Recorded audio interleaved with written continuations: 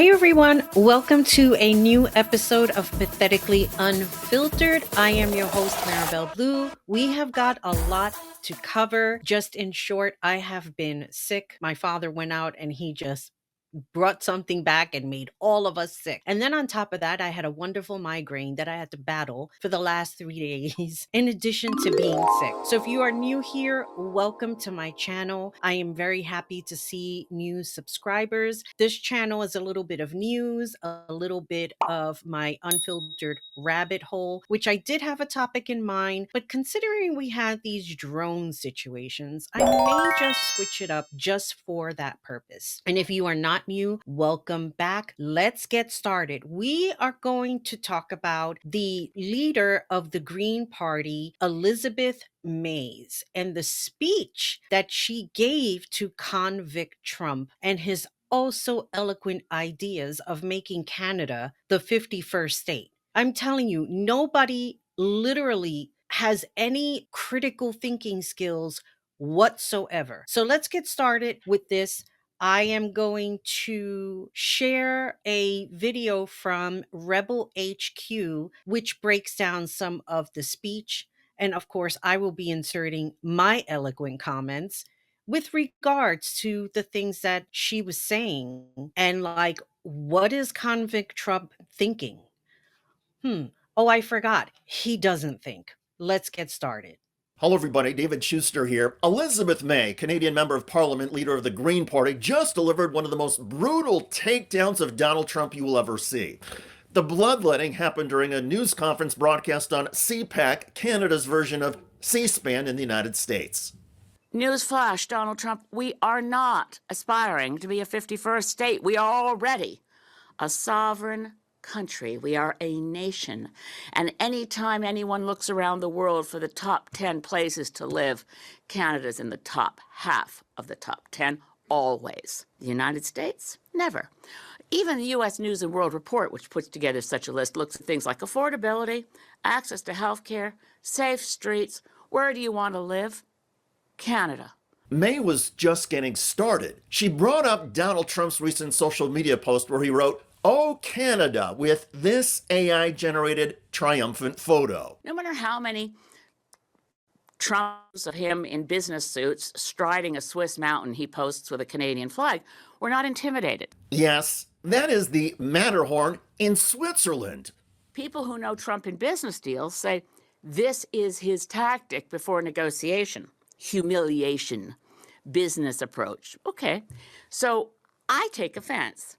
We do not strive to be the 51st state. We're a G7 country. Now, I just want to say something really quick here when it comes to this. How disturbing. I have been on live chats on TikTok, and that's the next topic that we're going to talk about. The levels of stupidity these MAGA trolls possess are repeating. They are saying the same exact thing. For some reason, and I don't know why, anyone would think within their right mind, in thinking capacity, in critically thinking, trolling other countries, other leaders is supposed to be like a jumping off point for negotiations. Do you recognize that line? That's from the movie Clueless, when Cher was trying to get better grades. Are you still growing? You look taller than you did at Easter. I don't think so. Doesn't he look? His head does. So, Josh, have you given any thought to a little discussion about corporate law? Yeah, but I think I'd really like to check out environmental law. What for? You want to have a miserable, frustrating life? Oh, Josh will have that no matter what he does. At least he knows what he wants to do, and he's in a good college. I'd like to see you have a little bit of direction. I have direction. Yeah, towards the mall. Which reminds me, where's your report card? It's not ready yet. What do you mean it's not ready? Well, some teachers were trying to lowball me, Daddy. And I know how you say never accept a first offer, so I figure these grades are just a jumping off point to start negotiations. Very good. I don't know how this just keeps going back to the movie Clueless. This is not the first time that I've used this movie in the shit that I've been sharing with you. So for anyone to think using this as some type of a strategy as a jumping off point for negotiations, you are blatantly disrespecting another country, other countries, disrespected Mexico, disrespected Canada, disrespected Panama. And you think that by behaving this way makes the United States look good? Our voices have to be louder in letting people know, no, we didn't vote for this. We didn't vote for this piece of shit. And anyone who is trolling and pushing this misinformation should be ashamed of themselves. Let's keep watching this video. We are part of the world as an independent, sovereign nation. Comme Canada, nous sommes déjà une nation, nation fière. When May went back to English, she addressed Trump's recent suggestions about who in Canada should try to become the next Canadian Prime Minister. I have so many great friends. One of them is the great one, Wayne Gretzky. I said, run for Prime Minister, you'll win it'll take 2 seconds. Wayne Gretzky, I mean, he's great. He is the great one.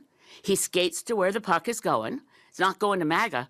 The puck is on a Canadian ice rink. And by the way, Mr. Trump, please, before making public pronouncements that Wayne Gretzky should run for Prime Minister, give yourself or get yourself a briefing on the nature of parliamentary democracy, a Westminster parliamentary system, and a constitutional monarchy where no one runs for Prime Minister.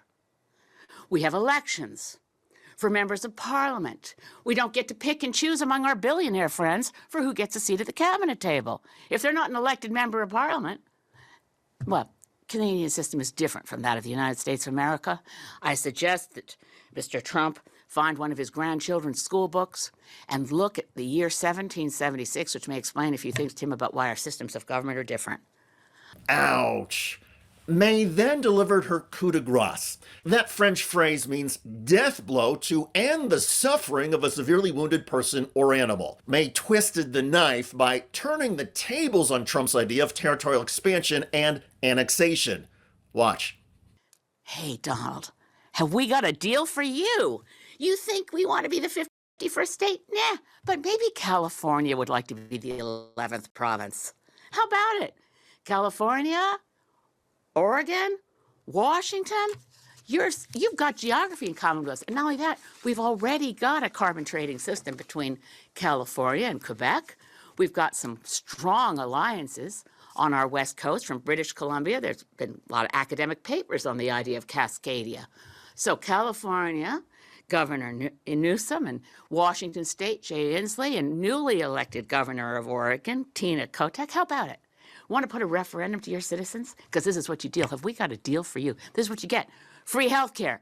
Universal free health care. No more one-year-olds who suddenly fall off the Medicaid list and their parents are in the news because they're trying to do a GoFundMe so they can get their daughter to a doctor. See, here's the thing. I think that people forget when you try to play or prey on these troll tactics, you seem to forget that other countries will not respond kindly. And they will clap back because they are smart people. They have their critical thinking skills intact. Clearly, they know history, not just their own country's history, but the United States of America history. So when I see people trolling TikTok lives and they're speaking these crazy things that are being repeated from the convict, they're not listening to how they sound. They're not thinking about what it is that they are saying because they are so engrossed in their hate. They are engrossed with a takeover that will never happen because we as a people, we are individuals. This is the way we were made. You cannot or have the right to tell people how to live, how to identify themselves, especially if they are not comfortable within that identification they were said born with. Nobody has a right to do that. And I'm just very sick of it. I'm very sick of the rhetoric that I see day after day going on these lives. And I try not to engage or argue. There are times that I just have to let the scroll go by, let somebody else respond to them. I block people because I do not want to see that on my feed. There have been times that the algorithm has been wrong and I'll just scroll up and see something insane and crazy. And I say to myself, do these people not hear themselves? Do they hear what they're saying, or are they just a con too? It always goes back to that 3-card Monty game when you just happen to scroll up and you see the guy flipping the cards and that other person always gets it right, not realizing that that other person is also working with them. So of course they're going to get it right. So of course it's going to look like they're winning. And then when you put your $20 bet, guess what? You will lose. Well, why did the other person win? Because it was a setup. That's why. And people have just brought into it hook, line, and sinker. And either people are going to recognize what they did, or you're going to have the other side that's just completely lost in the sauce and they will never, ever come out of it. I was on Kansu's live this morning. He's a guy on TikTok and he has these lives every morning. I haven't been able to go to the morning ones because I'm not getting up like at 2-3 o'clock in the morning, but I do go when he's on later on in the afternoon. And there was a girl on there who had mentioned that TikTok may not be going anywhere. And I'm already jumping into the next topic, but I just wanted to say this because I had real genuine concerns about TikTok going away and not having the access to this information. You see, while there could be or there is misinformation that can spread like wildfire, there is the bigger voice of people who stop that information immediately and start spreading the real information, the truth, which is why we're in this mess with TikTok in the first place. Because I don't think that the news media ever thought in their wildest dreams there would be something called the internet where people from all around the world can, and you can see what's going on in other countries with your own eyes by somebody sharing their lives. And what gets even worse, our favorite person in the world, Mark Zuckerberg, yes, Zuckerberg, makes this announcement like he's doing a favor, talking about, oh, there'll be no more fact checking. There's going to be like these community notes, like a person like myself could just go and change it to what I think is right without having the factual information. Oh, and we're going to do away with not protecting people, transgender people, people of color, people who think differently, who live differently, and it's going to be okay to poke fun at that, to harass people and make things even worse than what they already are. No. See, I mentioned this back in 2006 with the inception of Facebook. I remember everybody leaving MySpace, and I reluctantly left. I loved MySpace. I felt like MySpace was really a safe place. You had unlimited amount of friends. You can play games on there. It was a fun place for me. When Facebook came along, I really didn't like it too much. I didn't like the platform. I didn't like that the text was limited in what you wanted to say. I didn't like the fact that you had use your real name. You had to limit the friends. Like if I was connecting with all of my school friends and I was like doing 10 requests at a time, it would be like, whoa, whoa, whoa. You can't do that. Save it for later. And I'm saying, like, why? If I want to connect with 20 of my friends, I should be able to do that without you stopping me. Needless to say, there was an incident that happened in New York City where these people had taken a picture and they were smiling. There was a fire in New York City and it made it look like the people were relishing within this picture of what was going on in the fire. The picture was taken at night. So clearly it was already the damage already had surpassed. You know what, I'm bringing this up and I can't remember the exact argument, but there was somebody who had posted this picture and made assumptions about what was going on in that picture. Needless to say, this picture garnered such an argument because no, this picture was taken at night. There was something about the picture that it was altered, and they made it seem like something wrong was going on in that picture, and everyone was buying into what was wrong with that picture. And I felt like the lone voice arguing with people who refused to listen. And then, of course, it just got worse over time. And within that time, I started to post less and less because I was using Instagram. And at that time, Instagram was not owned by Zuckerberg. But then he went and bought it. And I believe years later, the two guys that started Instagram regretted selling. But the old saying goes, money talks and bullshit walks. And I guess they felt as though maybe something good will come from it. And it didn't, because what happened, it just became an extension of Facebook. And also because celebrities started to utilize Instagram the same way they were utilizing Twitter, they were monetizing through there. So other people, when they posted a bikini and that picture was reported, but then you had somebody like Britney Spears who walks around topless, that's okay. And then everybody would complain. Look, the fact of the matter is, we are not Britney Spears. And who knows if Britney Spears can still do that? I mean, she's done it before recently, but whatever. The fact is, Facebook, Instagram, these people do not care. They were the originators of selling our information. And everybody seems to forget that. I don't know how you can forget that. It was a really big deal. It was in the news. You had a whistleblower talking about everything that was going on Facebook. And then sudden, TikTok rolls around. And originally, the app, a lot of people dancing, doing all of these things that were all in good fun and entertaining. And now all of a sudden, the Chinese people are spying on us.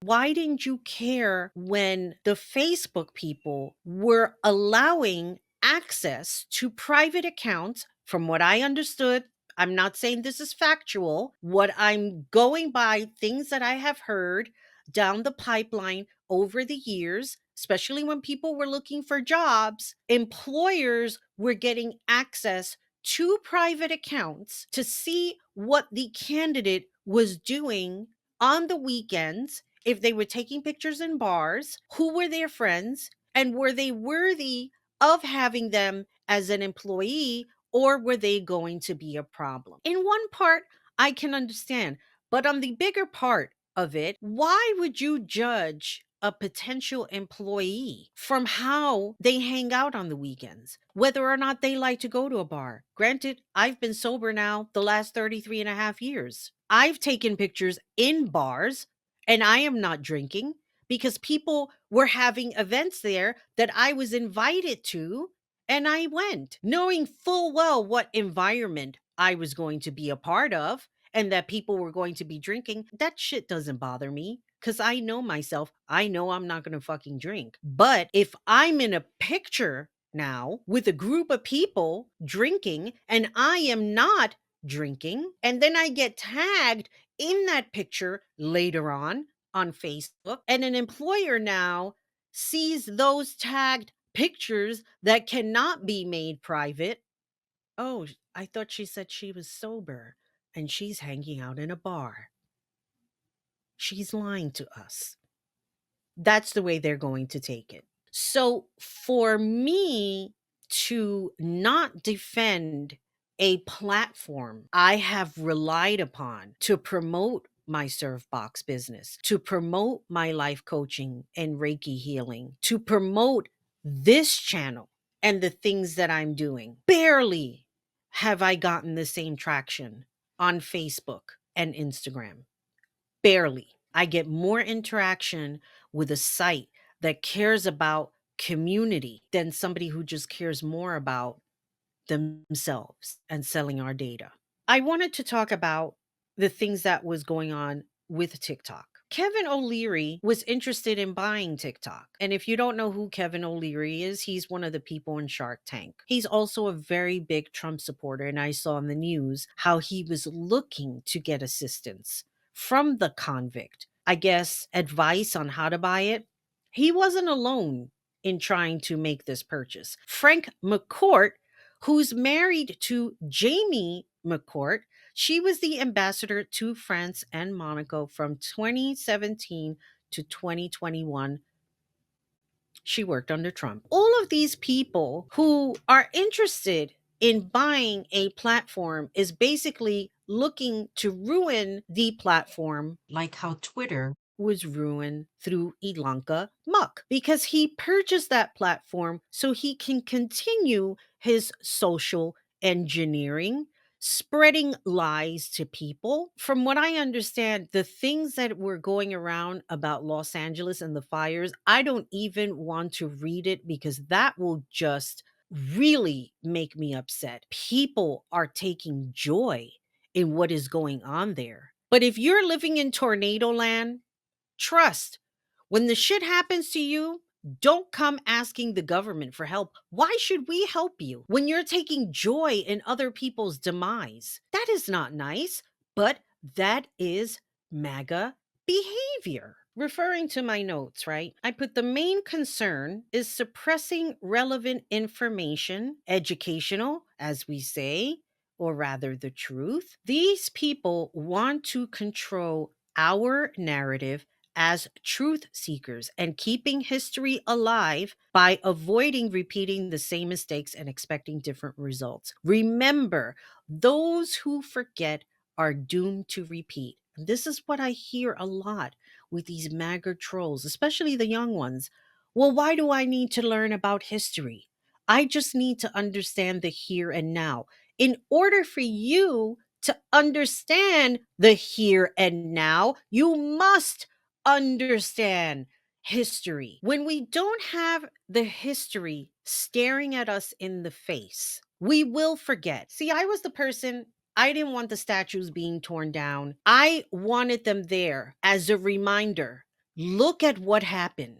Look at what these people did to us, to indigenous people. We must not forget that. And maybe this is an unpopular opinion, but I felt like once statues started to come down, we just got deeper and deeper into the shit. And this is why we have MAGA, because they can turn around and dispute shit. They can turn around and say, well, that didn't happen. And we know that it happened. We know that. We have our history book. We have video footage of things that they did to Black and brown people back in the day. Those are very, very real. We have museums. People that want to dispute about, oh, that dinosaurs didn't exist. Have you ever been to a fucking museum to see for yourself? These were the things that we did growing up in school. We took school trips. We learned about history because it was important for us to learn and understand. People who wanted to become a scientist of some sort took advantage of that opportunity by going to the museum, by studying history, by studying medical or biology, whatever it was that they wanted to learn and understand. Not today. People just want to make up shit as they go. You cannot do that. That's how you lead people in the wrong direction. And there are people who are very happy and comfortable doing this. People like Kevin O'Leary and Frank McCourt who want to sit there and talk about buying TikTok and then importing their misinformation and trying to suppress the truth and the education that we need to keep upfront and center. We need to do that because look at what's happening now. Look at what's happening now. And we need to tame it as soon as possible. I want to share something that my sister had texted me a while back when everything was going on with the campaign and with the election. She says, this is my belief. I believe that he got elected again, and this was God's plan because what people needed to see was how evil this man really is. People talking about it, that's one thing. But when you have a lot of deniers and a lot of things, so he needed to be placed there so people can open their eyes and really see that he was not kidding, that Democrats were not lying, and he needed to show them who he really is. They always say when people show you who they are, believe them. And I don't think that enough people really saw who he really was. I see a lot of stuff too, and I don't like it. And I'm like, I just need everything to be okay. And us that have common sense, we the people that voted for Harris will be unscathed, as opposed to a lot of the people that voted for Trump are the ones that are going to suffer a lot of the consequences and a lot of the loss. That's the way I feel.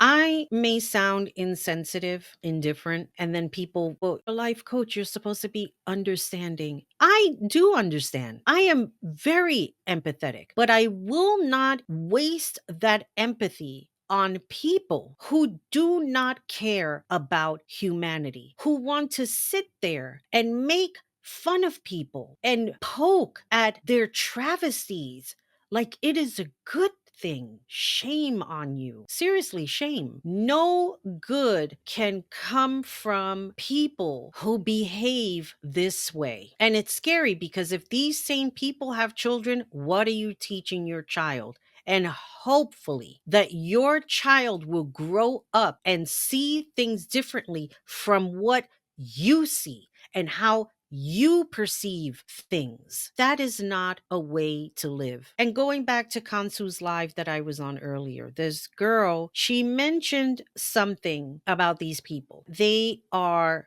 so in deep. There's no coming back from it. I believe it. I believe it because of the history, the unfiltered history that I did on Jim Jones in comparison to convict Trump. The similarities are the same. And what happens is, just like my sister said in the text, what happens with people when they're in so deep and they think something is going to change and it's not, they only find out when it's too late. And when that happens, I will be standing by the sidelines. I will not be empathetic at all because I will not go down with you. This is just my own personal thoughts, my opinion. I'm entitled to it.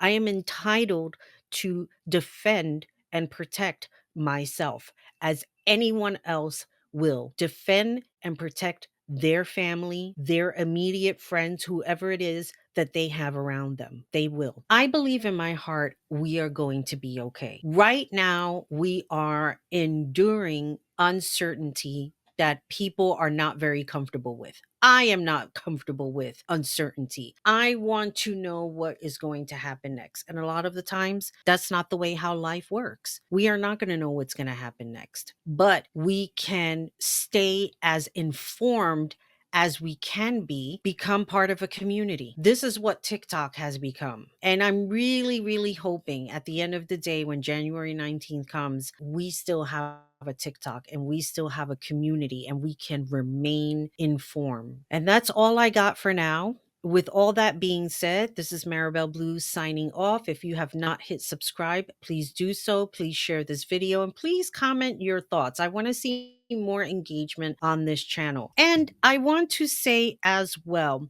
please support my store. I am going to start new content on I have a different channel. It's under Marabelle Blue Unfiltered. I think people had already started subscribing to it because they just happened to come across it. That is going to contain something that I have been secretly putting together. And I'm not going to make an announcement yet, but I will put that link down below so that you can join in. I'm going to say this. If you enjoy reality TV, which I do as well, I am going to be incorporating something different within the guise of reality TV, and it's only going to be for reality TV. So with all that in mind, let me sign off by saying, always remember, be good to yourself, be good to each other, and most importantly, take care of you. Bye, everybody.